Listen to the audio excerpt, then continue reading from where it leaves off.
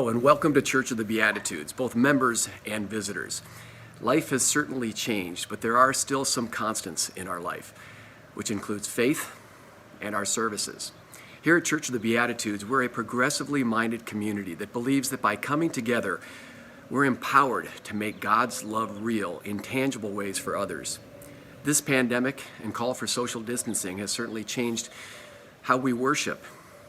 We can't be together right now in person, but we can still connect spiritually. So please join us as we worship virtually. Welcome to Church of the Beatitudes. Thank you for joining us today. This week, on April 22nd, it is Earth Day. This is an opportunity for us to stop and be appreciative of all that surrounds us. In the midst of COVID-19 and being inside, we do not have the opportunities to go out and enjoy the earth as much as we normally would. But it's still there. And in many ways, people are saying that our earth is actually beginning to heal in some ways during this period of time. So during this time of centering that is going to be coming, I invite you to become comfortable, become truly present and aware of this moment, and open yourself up to experience the divine as you hear these words and view these images on the screen.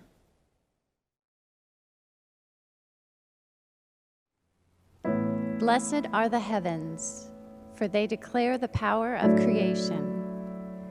Blessed is the earth, our beloved home, for she is a planet of plenitude. Blessed are the waters therein, for they gave rise to living things. Blessed is this land, for it is the source of life abundant. Blessed is the air we breathe, for it fires us to life and love. Blessed are the beasts of the field, for they are glorious to behold. Blessed are the birds of the air, for they carve a graceful arc in the sky. Blessed are the mountains and the seas and the valleys, for their variety makes rich our habitat. Blessed are the fields of grain, the orchards of fruit, for they give us sustenance, asking nothing in return. Blessed are the dwellers on earth, for they cherish the privilege of living upon it. Blessed are they who protect the earth and all her creatures, from the plants of the field to the trees of the forest, for their reward shall be harmony with the web of existence. Rejoice and be glad, for earth and her people are one.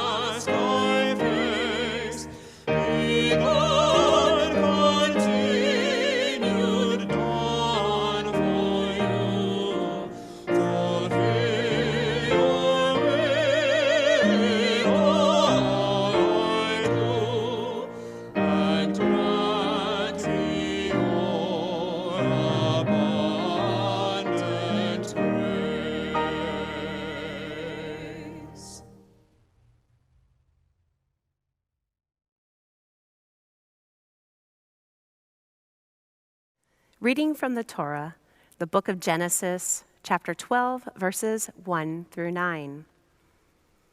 The Lord had said to Abram, "Leave your native country, your relatives, and your father's family, and go to the land that I will show you. I will make you into a great nation.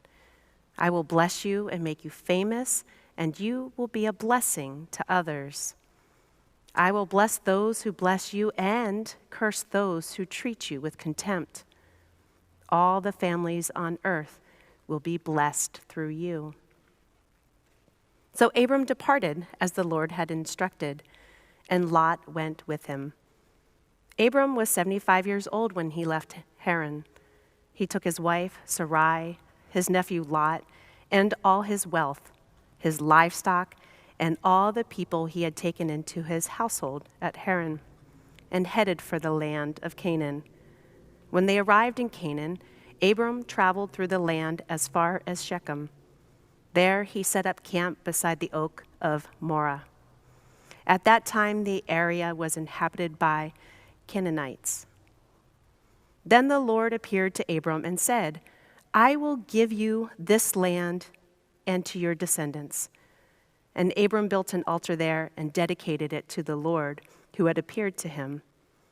After that, Abram traveled south and set up camp in the hill country, with Bethel to the west and Ai to the east.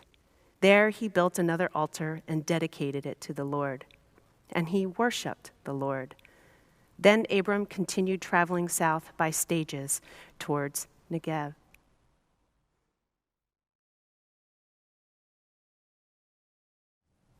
A common need within humanity is the desire to feel special. This feeling of wanting to be unique, one of a kind.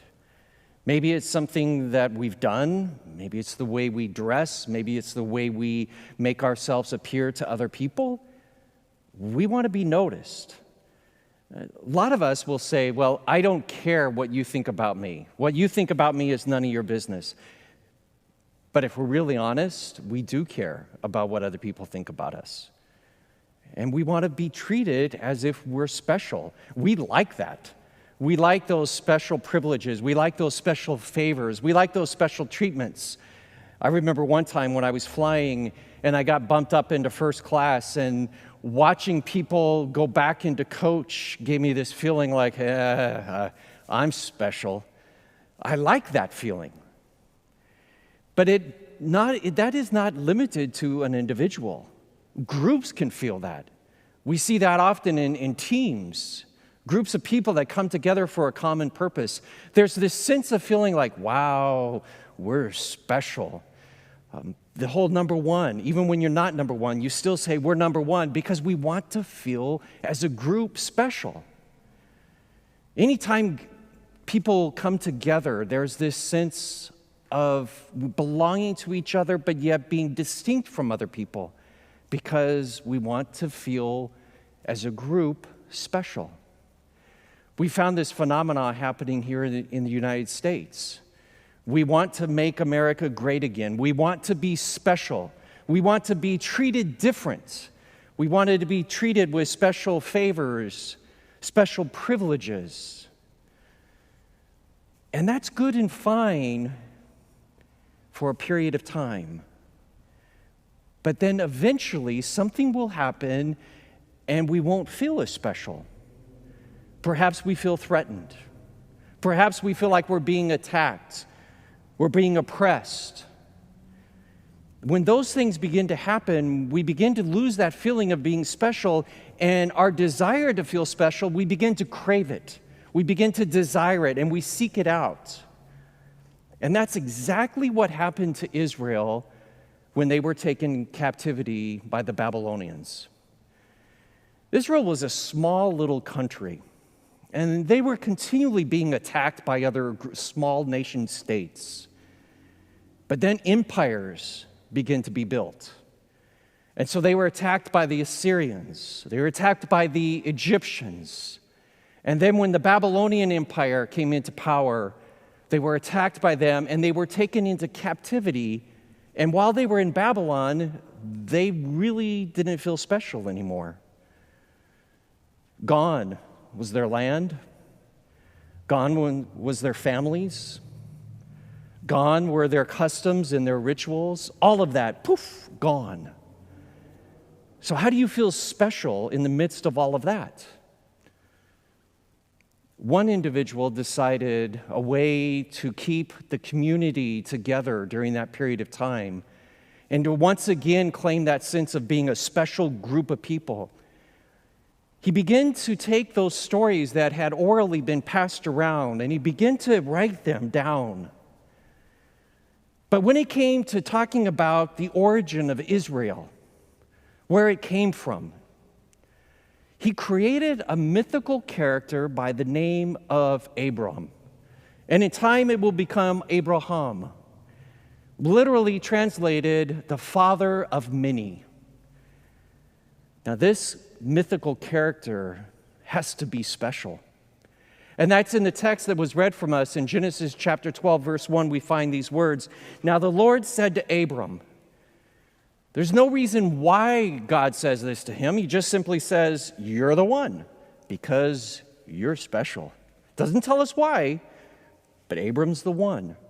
Go from your country and your kindred and your father's house to the land that I will show you. Abraham is special. And that's important for the writer to put out there for the readers because they, in turn, need to hear the next line. And that next line says, I, God, will make you, Abraham, a great nation.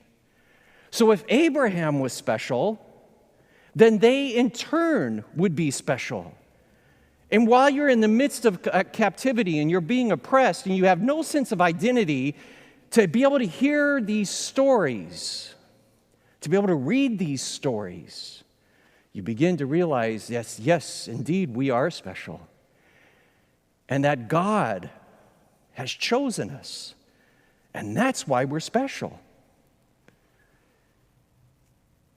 Then, with that in mind, what it says at the first part of verse 3 makes sense. When God says, I will bless those who bless you, and the one who curses you, I will curse. It's as if the writer is saying, you are so special that how people treat you will determine their welfare. That if you are treated well, then I, God, will bless them. But if you're treated poorly by other people, then I, God, will curse them. That's how special you are, Israel, to me. But the writer doesn't stop there. The writer begins to incorporate the disdain that he feels toward Babylon toward all of those who have oppressed them in their past. And the writer creates God based from those feelings. And so the writer begins to tell stories and begins to say that it was God who ordered them to go in and destroy entire people groups. It was God who would curse individuals. It was God who sent the message to the prophets, talking about how because they treated God's special people unique and different and tormented them and oppressed them, that God would do the back to them. So this whole system is created. And that's why when we read the Bible, we see at the very roots this sense of feeling special, belonging to God. And as a result of that, that created an image of God who, let's be honest, is belligerent. It's a God who is harsh toward other people. And it's all based on the simple fact that Israel saw themselves as being very special. But something shifted. Because when the Persians came in and overthrew the Babylonians and they gained power of Israel, they decided to be far more tolerant and accepting and accommodating. So they took the Israelites and they sent them home. Instead of being outsiders, they now belonged to the kingdom. And as long as they paid their taxes, they had freedom again.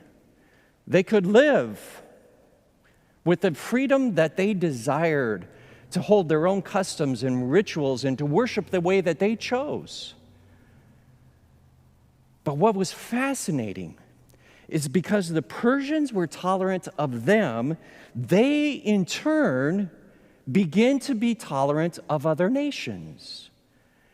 And that began to impact how they spoke about God. And so instead of God being this belligerent, harsh God toward other people, God actually becomes more tolerant and accepting. What's amazing is in the book of Genesis, chapter 12, you had the original writer, but then over a period of time, other individuals came in and they begin to supplement. They begin to add to that. And more than likely, it was one of these writers who captured a more tolerant God. And in verse 3, the second half, that writer adds the following: "And in you all the families of the earth shall be blessed." I mean, you're talking about being able to see in chapter 12 of Genesis, verse 3, right there, you actually begin to see these two views of God. One is God who says, I'll bless other people and curse them based upon you and how they treat you because you're special. And then on the other side, right following that, now they are going to be a blessing for all people. But that's not the only place we find it. You think about the story of Jonah. Jonah is to go to the capital of Assyria, Nineveh, and there preach to them and call them to repentance. This is not the God of Israel being special. This is a more universalistic God. And when you read in the Old Testament, you see in the prophets how God is going to punish the Assyrians, and then you have this one prophet who comes in later on and says, no, God actually wants the Assyrians to repent.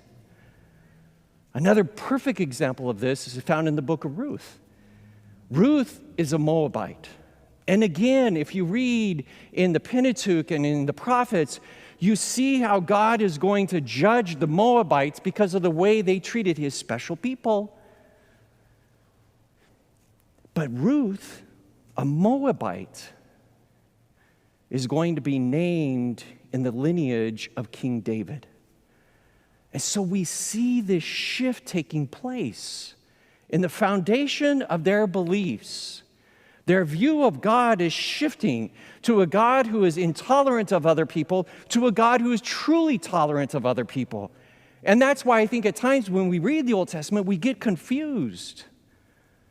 But as the people's views begin to shift, their concept of God begin to shift. Today, we are facing a threat. It's invisible. It's not a nation or another country that is at war with us, surrounding us, that we can point at and say, they're the problem. It's this invisible threat that is oppressing us. The economic hardships, the psychological hardships of being at home and not being able to be around those people that you love and care for. That is very difficult. And during this time, we can respond in two ways, and we see evidence of both of them. One way of responding to this is based on the idea of retracting, of pulling back, circling the wagons. It's reaffirming that we are special, that we are the nation, that we are the nation that God has blessed. And therefore, God will take care of us. I mean, we're hearing this around us about how people are trusting in God. They're saying, trust in God because we are a special people. We're a special nation.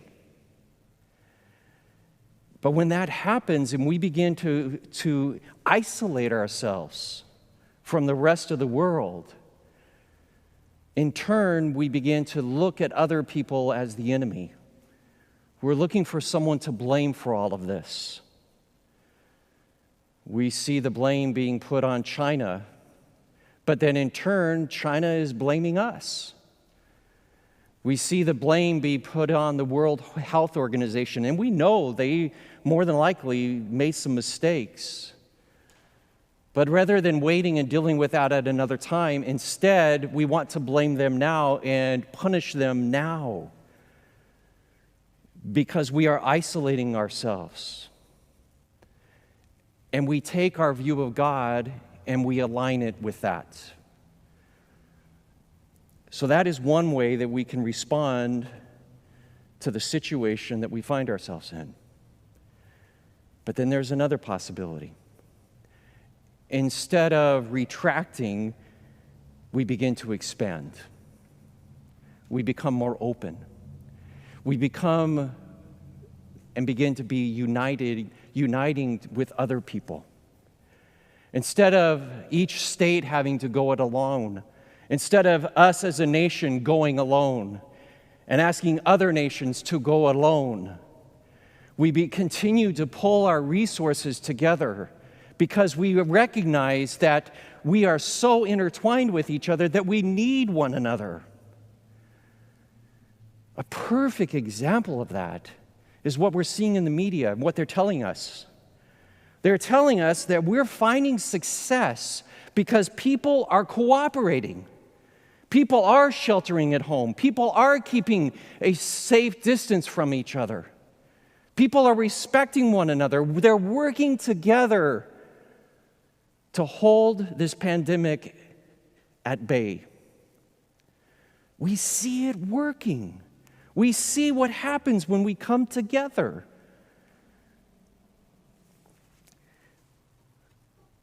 But that shouldn't surprise us, because history tells us that when people come together and they're willing to work together, that things change. Just like for Israel, when the Persians treated them in a way that was respectful and tolerated them, they in turn became more tolerant, and their view of God shifted to a more tolerant God. The same thing happened by a contemporary of Jesus by the name of Philo of Alexandria. He also noticed what happens when we come together. He says the following: there have been times when history moved toward a world of tremendous interdependence and believed that this was part of God's plan. A plan to make it so that individual peoples and even individual species would need one another. A plan to make it so that we are dependent on one another. And that, as history wore on, that would become truer and truer. And as a result, the world would move toward unity. 2,000 years ago, this guy talks about this. And it's as relevant today as it was then. We are at that place where either we will continue to isolate ourselves as a country, as states, as political parties, as groups, as individuals, or we can use this as an opportunity to wake up and to remember what happens in history when humanity comes together. This idea was also captured by an amazing book. The author's name is Robert Wright. The title of the book is The Evolution of God. And he says the following: the good news is that when people find themselves in a kind of interdependent relationship, when they see that they can gain through collaboration or that they don't need to be threatened, then doctrines of tolerance tend to emerge.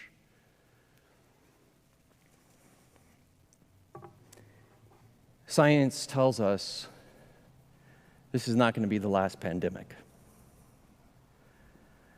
Science tells us this is not the last threat toward humanity. We still face the real challenges of climate that is changing. We are still faced with the challenge and the threat of nuclear war. We are still challenged and threatened by an ever-increasing threat of perhaps artificial intelligence. And so we have two ways to deal with those. We can go alone, or we can go together. However we reply, it will affect our view of God. And that is why it is so important that in the midst of this pandemic, that we stop and truly reflect upon what kind of God we are creating in our minds. We have an opportunity to emotionally and spiritually mature as a human race so that we will be able to face any threat because we have come together and feel ourselves pulled forward by the divine to be together. Amen.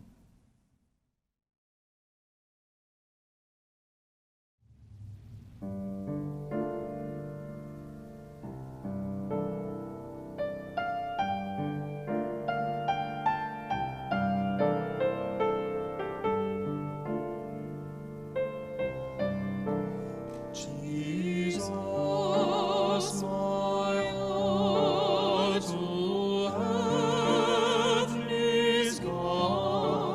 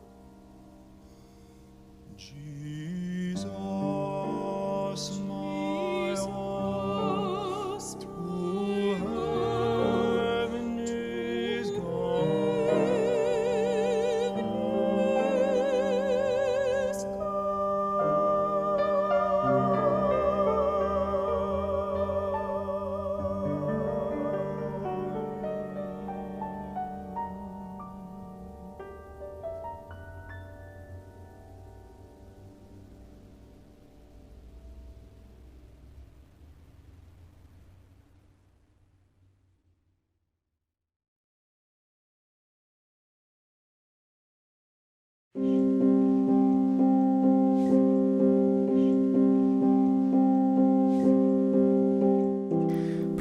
be the nurses and doctors, every medical staff bent over flesh to offer care, for lives saved and lives lost, for showing up either way.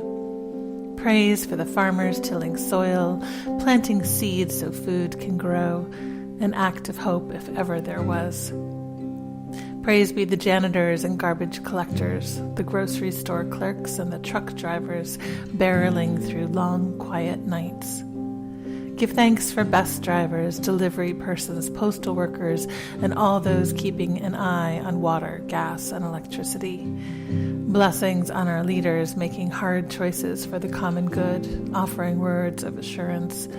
Celebrate the scientists working away to understand the thing that plagues us, to find an antidote, and all the medicine makers. Praise be the journalists keeping us informed. Praise be the teachers, finding new ways to educate children from afar, and blessings on parents holding it together for them. Blessed are the elderly and those with weakened immune systems, all those who worry for their health. Praise for those who stay at home to protect them. Blessed are the domestic violence victims on lockdown with abusers, the homeless and refugees.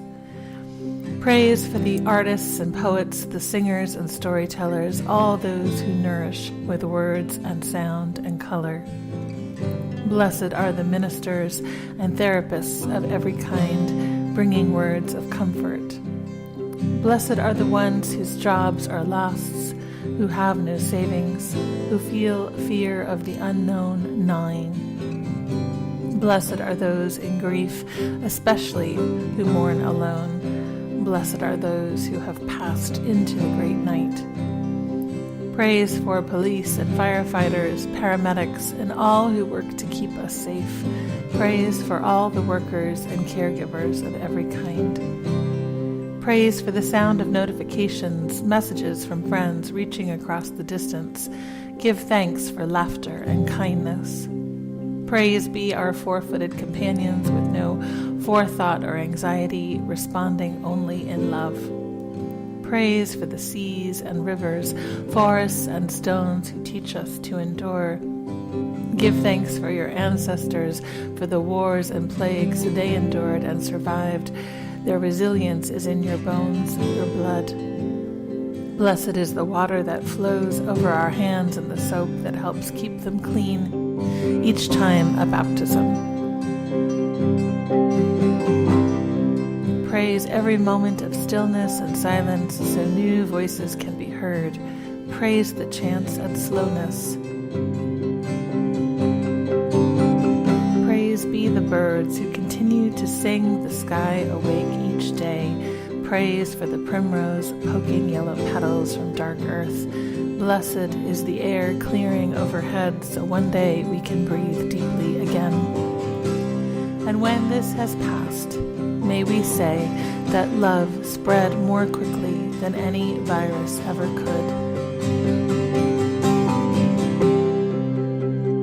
May we say this was not just an ending, but also a place to begin.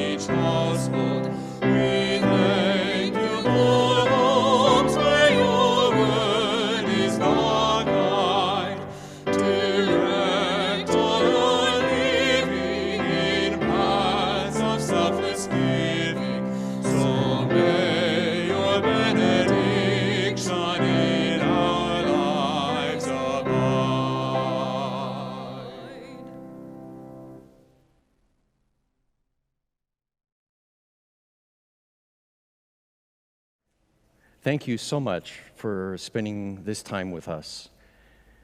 As you go throughout this week, please take with you this blessing. May you be blessed with serenity to accept the situation and the circumstances that you find yourself in at this very moment.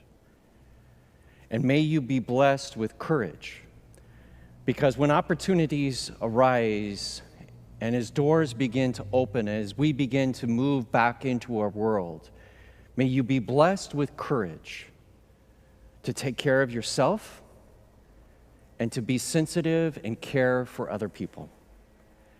And may you be blessed with a spirit of love, because that desire to come together as one, that desire to work together with everyone in the world and realize that we are just one piece of this huge puzzle called the global Earth.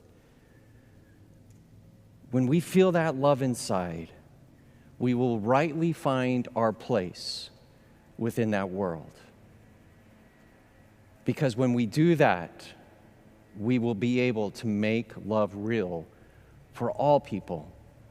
Amen.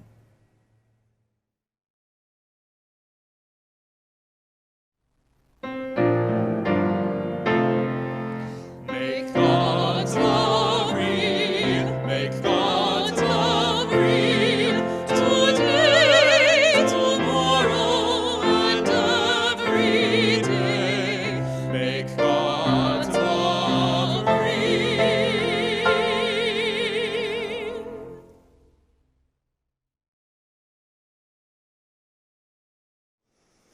Hello, everyone. I hope everyone's week went well. For all of us, it meant another week of social distancing.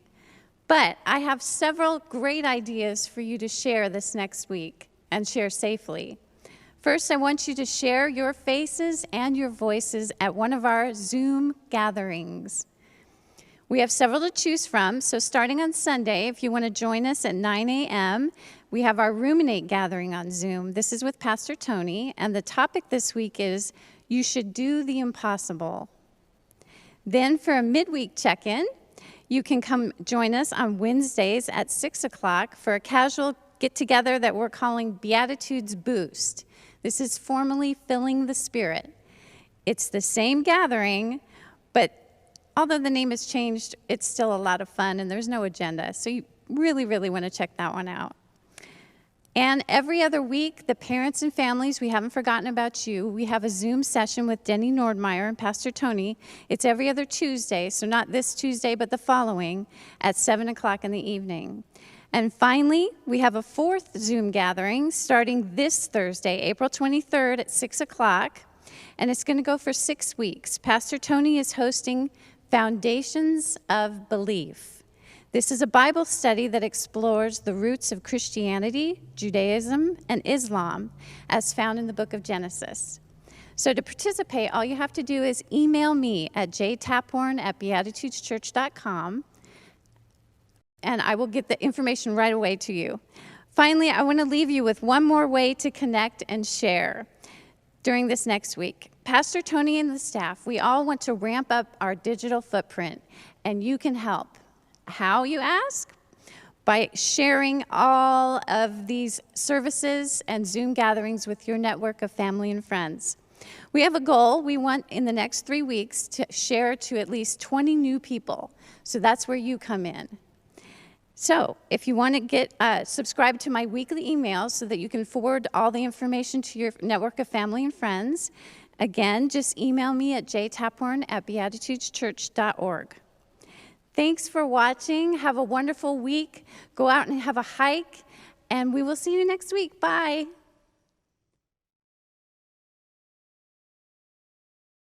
It's my sparkly personality. It wasn't that. Church life, take 5. He left his wife, Sarai. Excuse me, I gotta start over. He didn't leave his wife, he took them with him.